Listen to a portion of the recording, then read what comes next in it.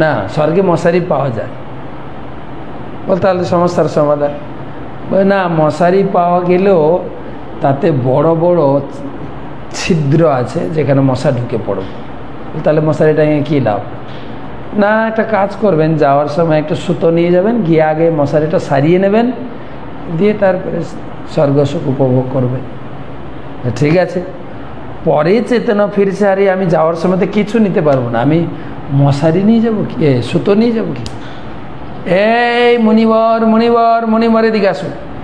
কি প্রতারণামূলক একটা কথা বলে আপনি চলে গেলেন, যে আমি কিসে প্রতারণা করি? সাধুরা কাউকে প্রতারণা করে না। সাধু মহাত্মা সব প্যাঁচে কথা কয়, সুচতুর হয়ে তাহা বুঝে নিতে হয়। সাধুরা একটু ঘুরিয়ে টুরিয়ে কথা বলে, আপনাকে খুব চতুরতার সহিত কথাটাকে অনুভব করার চেষ্টা করতে হবে। বলছে কী প্রতারণা করেছে আপনাকে? না আপনি বলেন আমি যখন স্বর্গে যাব কিছু ছুঁচ সুতা নিয়ে যাব, তা আমি যখন মারা যাবো তো কিছুই নিতে পারবো না, ছুঁচ সুতা নিয়ে যাবো কী করে? আপনি এ কথা কেন বললেন? তো নারদনী মহেশে বলে আচ্ছা আর ছুঁচ সুতা নিতে পারবেন না? উপলব্ধি করতে পেরেছেন যে হ্যাঁ কেউ কোনো কিছু নিয়ে যেতে পারে নাকি? আপনি বললেই হবে। বলে কেউ যদি কোনো কিছু নিয়ে যেতে না পারে তো আপনি এত ধরে সংসারটাকে আঁকড়ে রেখেছেন কিসের জন্য? হ্যাঁ সঙ্গে নিয়ে যাবেন, এক্ষুনি ঘর ছাড়েন, চলুন ভজন করুন। মানুষ তো সংসার ছাড়তেই চায় না, যতই আঘাতপ্রাপ্ত হোক না কেন।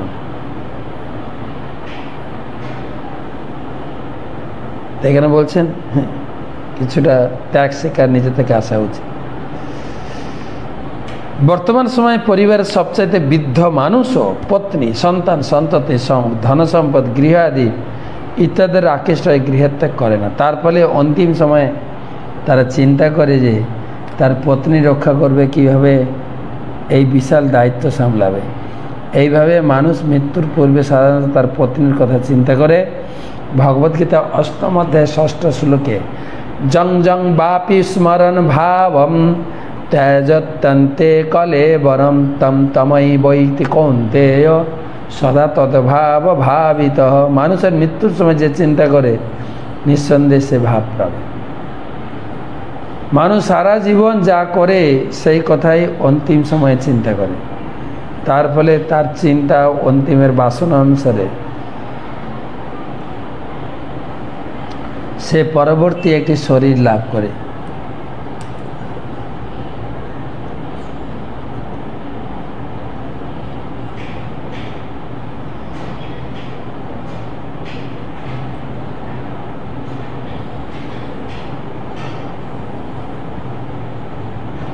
তো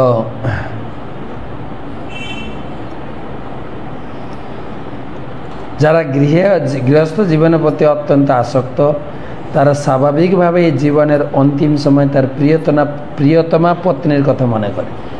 তারপরে পরবর্তী জীবনে সে একটি স্ত্রী শরীর প্রাপ্ত হয়, সে তার পাপ অথবা পুণ্য কর্মের ফল ভোগ করে। এই অধ্যায়ে রাজা পুরঞ্জনের স্ত্রীর দেহ প্রাপ্তির বিস্তারিত আলোচনা করা হবে।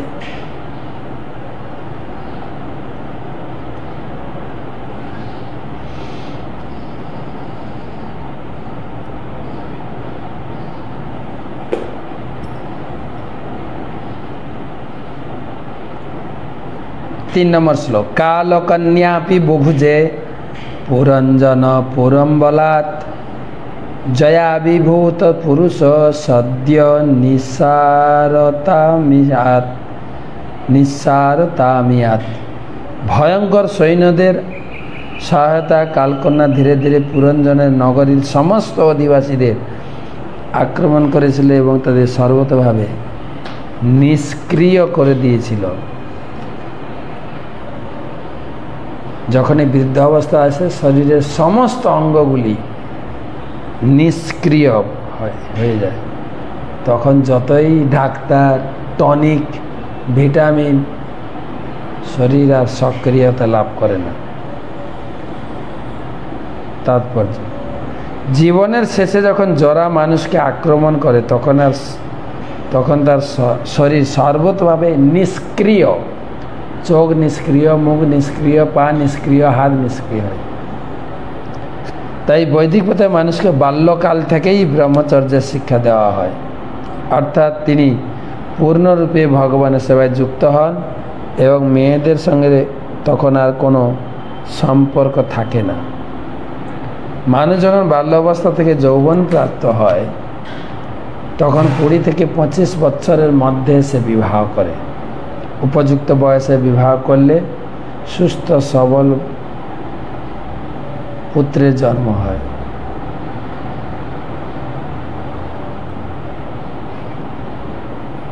এখন মেয়েদের সংখ্যা বৃদ্ধি পাচ্ছে, কারণ পুরুষেরা তাদের পুরুষত্ব হারিয়ে অত্যন্ত দুর্বল হয়ে যাচ্ছে। পতি যখন পত্নী থেকে অধিক বলবান হয় তখন পুত্র সন্তানের জন্ম হয়।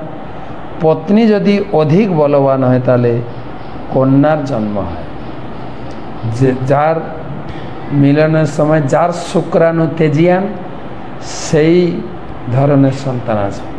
স্ত্রী যদি অত্যন্ত কামুক হয়, স্ত্রী যদি অত্যন্ত তেজিয়ান হয় তার মেয়ে হবে, আর পুরুষ যদি তেজিয়ান হয় ছেলে হবে।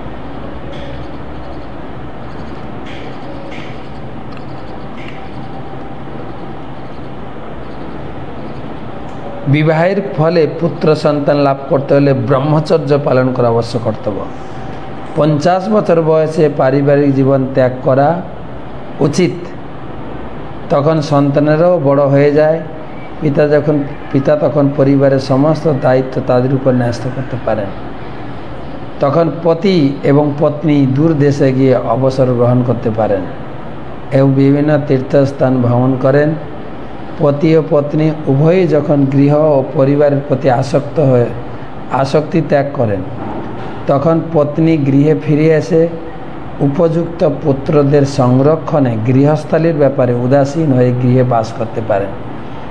তখন পতি ভগবানের সেবা গ্রহণ করার জন্য সন্ন্যাস গ্রহণ করেন। পত্নীর দায়িত্ব তার ছেলে নেন, তখন স্বামী সন্ন্যাস গ্রহণ করেন। এটি হচ্ছে সভ্য মানব সমাজের রীতি। মানব জীবনের বিশেষ উদ্দেশ্য হচ্ছে ভগবত উপলব্ধি। কতটা আমি সংসার ভালো করে করে গেলাম, ছেলে মেয়েকে মানুষ করে টাকা পয়সা করে, ও তো বিচার না।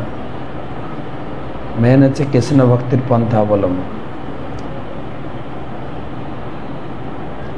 মানব জীবনের উদ্দেশ্য হচ্ছে ভগবত উপলব্ধি। জীবনের শুরু থেকেই যদি কৃষ্ণ ভক্তির পন্থা অবলম্বন না করা যায় তাহলে অন্তত জীবের সেই সময়ে সেই শিক্ষা গ্রহণ করা অবশ্য কর্তব্য। দুর্ভাগ্যবশত শৈশবে সেই সম্বন্ধে শিক্ষা দেওয়া হচ্ছে না এবং জীবনের শেষ সময়েও মানুষ তার পারিবারিক জীবন ত্যাগ করতে পারছে না। পুরঞ্জনের নগরীর আখ্যান বর্ণনার রূপক চলে এই শ্লোকগুলিতে সেই পরিস্থিতি রূপক কাহিনীর মাধ্যমে আমাদের প্রত্যেকেই শিক্ষা দেওয়া হচ্ছে। আরেকটা শ্লোক পড়ি। তপয় ভুজ্যমানং বৈ যবনা সর্বতো দিশম দার্ভি প্রবিশ্য সভৃশম পার্দয়ন সকলাং পুরীম। তয়োপভুজ্যমানং বৈ যবনা সর্বতো দিশম দার্ভি প্রবিশ্য সভৃশম পার্দয়ন সকলাং পুরী। কালকন্যা যখন দেহ আক্রমণ করলো তখন যবন রাজের ভয়ঙ্কর সৈনিকেরা বিভিন্ন দ্বার দিয়ে নগরে প্রবেশ করেছিল এবং তারা সমস্ত নগরীকে এমন প্রবলভাবে পীড়ন করতে শুরু করেছিল। যখনই বৃদ্ধ আসবে চারিদিক থেকে আক্রমণ হয়ে শরীরের সমস্ত ইন্দ্রিয়গুলিকে দুর্বল করে দেওয়া হয়। দেহের 9টি দ্বার, 2টি চক্ষু, 2টি কর্ণ, 2টি নাসারন্ধ্র, পায়ু, মুখ, উপস্থ। মানুষ যখন জরাগ্রস্ত হয় তখন দেহের বিভিন্ন দ্বারে নানা রকম ব্যাধি দেখা যায়। নানা রকম চোখের ব্যাধি, মুখের ব্যাধি, কানের ব্যাধি, সব ব্যাধি একসঙ্গে আক্রমণ করে। যেমন দৃষ্টিশক্তি এত ক্ষীণ হয়ে যায় যে চশমার প্রয়োজন হয়, শ্রবণ শক্তি ক্ষীণ হয়ে যায়, কিছু শোনা যায় না। তাই তখন শ্রবণ সহায়ক যন্ত্রের প্রয়োজন। শ্লেষ্মায় নাক বন্ধ হয়ে যায়, তাই সর্বদা নাক পরিষ্কার করে শিশিতে অ্যানিমিয়া নিয়ে তা শুকতে হয়। তেমনি খাদ্য চর্বণ করার জন্য নকল দাঁতের আবশ্যক হয়। পায়ুতে নানা প্রকার গোলযোগের জন্য মলত্যাগ করতে অত্যন্ত অসুবিধা হয়। কখনই কখনো কখনো তাই এনিমা নিতে হয় এবং প্রস্রাব করার জন্য সার্জিক্যাল নলেজ ব্যবহার করতে হয়। হচ্ছে এইভাবে পুরঞ্জনের নগরীর বিভিন্ন দ্বার সৈন্যদের দ্বারা আক্রান্ত হয়েছিল। এইভাবে বার্ধক্যে বিভিন্ন রোগের দ্বারা শরীরের সমস্ত দ্বারগুলি বন্ধ হয়ে গেছে এবং তখন নানা প্রকার ঔষধ ও শল্য উপকরণ সাহায্য গ্রহণ করতে হয়। গ্রহণ করলেও তো সুস্থ হওয়া যায় না, কিছুটা অ্যাডজাস্টমেন্ট, কিছুটা সাহায্য করতে পারে, কিন্তু পুরোটা সুস্থ হওয়া যায় না। তো আজকে এই পর্যন্ত রাখি, 4খানা শ্লোক পড়লাম।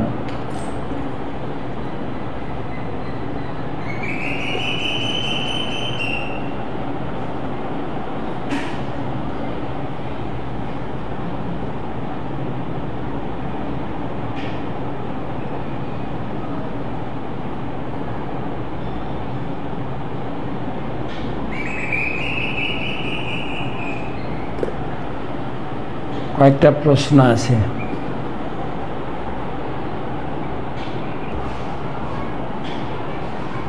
আমি প্রশ্ন করেছেন শিখা চক্রবর্তী বাংলাদেশ থেকে। 885তম ক্লাসটা শুনেছি, কিন্তু নারদ মুনি কেন কাল কন্যা প্রাপ্ত হন না সেইটা বুঝলাম না। আর তাহলে কি বুঝলেনটা কি আপনি? নারদ মুনি কালকন্যা মানে বৃদ্ধ অবস্থা, তিনি গ্রহণ করেননি, প্রত্যাখ্যান করেছেন। কেন? ভগবানের শক্তিতে, যেহেতু ভগবানের ভজনা করছেন, তাই তিনি কালকন্যাকে গ্রহণ করেননি, আর তিনি এখনো বৃদ্ধ হন না। যারা ভগবানের ভজনা করবে সঠিকভাবে, তাদের কালকন্যা তাদের আক্রমণ করবে না, শ্লোক দিয়ে বোঝানো হয়েছে। আপনি আবার তর্ক করবেন, তাহলে আমারও তো ভজন করছে, আমরা বৃদ্ধ হচ্ছে কেন? তাহলে ভজন হচ্ছে না। এটা তো শাস্ত্রের কথা, এটা তর্কের কথা নয়। তো পরবর্তী প্রশ্ন, রূপম কান্তি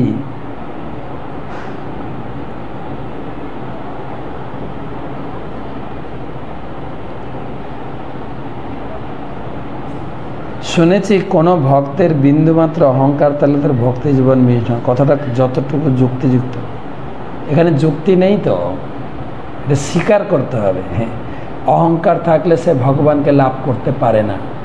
আমি ভক্তি বেদান্ত ক্লাস পড়াচ্ছি মায়াপুরে, যেখানে আলোচনা হচ্ছে রাসলীলা। গোপীরা, রাধারানী সমস্ত মিলিত হয়ে ভগবানের সঙ্গে রাসলীলা করছিলেন। গোপীরাই অহংকার হয়ে গেছিল। আমরা দেখো কত ভাগ্যবান, আমি কত ভাগ্যবান, আমার সঙ্গে কৃষ্ণ আছেন আর কারোর সঙ্গে নেই। কৃষ্ণ সবাইকে ত্যাগ করে চলে গেলেন, আর রাধারানীকে নিয়ে গেছেন। রাধারানীর অভিমান হয়ে গেল, দেখো সবাইকে ত্যাগ করে আমাকে নিয়ে এসছে।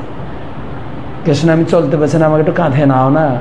আর কৃষ্ণ অন্তর্ধান হয়ে গেল। যখনই গর্ব হবে তখনই ভগবান অন্তর্ধান হয়ে যাবে।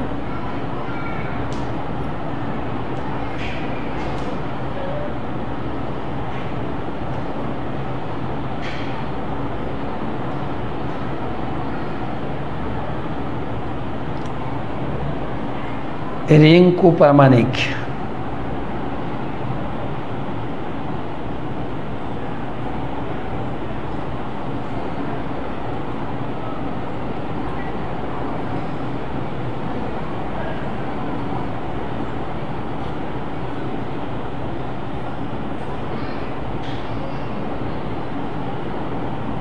মহারাজ গীতায় বলেছেন জীবের শুদ্ধ চেতনা ও কামের আবরণ আছে। শুদ্ধ চেতনা যে আছে তা বুঝতে পারবে কি?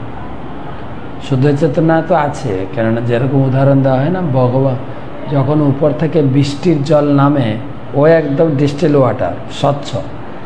কিন্তু যখন ঘরের চালে পড়ে চালের রং ধারণ করে, মাটিতে পড়লে কাদা হয়ে যায়, রঙে পড়লে রং হয়ে যায়। ঠিক সেই রকম আমাদের শুদ্ধ চেতনা যেহেতু কৃষ্ণের অংশ আত্মা, তাই আমরা শুদ্ধ চেতনা। কিন্তু এই জড় শরীর অবিদ্যা জাল জড় ইন্দ্রিয় তাহে কার, জীবে ফেলে বিষয় সাগর। এই জড় শরীর আবদ্ধ হয়ে আমাকে জড় করে দিচ্ছে। আমার শরীরটা পুরুষে, তাই পুরুষ মনে করছি, স্ত্রী স্ত্রী মনে করছি, পশু পশু মনে করছি। কিন্তু আমরা স্ত্রী পশু পুরুষ পশু কেউ না, আমরা হচ্ছে চিন্ময় আত্মা। আর সেটা অনুভব করতে গিয়ে আমাদেরকে প্রচুর পরিমাণে ভজন করতে হবে। বারে বারে কৃষ্ণ চেতনা অনুশীলন করতে করতে করতে করতে উপলব্ধি হবে যে আমার শুদ্ধ চেতনা রয়েছে। ভাগবত গীতার 3য় অধ্যায়ের শেষ অংশে, যেটা আমরা প্রতিদিন সকালে পাঠ করছি, আশা করি আপনি শুনছেন, সেখান থেকে এই উপলব্ধিটা আসবে। আত্ম উপলব্ধির পন্থা হলে শুদ্ধ চেতনা প্রকাশিত হবে। তো আজকে এই পর্যন্ত রাখি, কালকে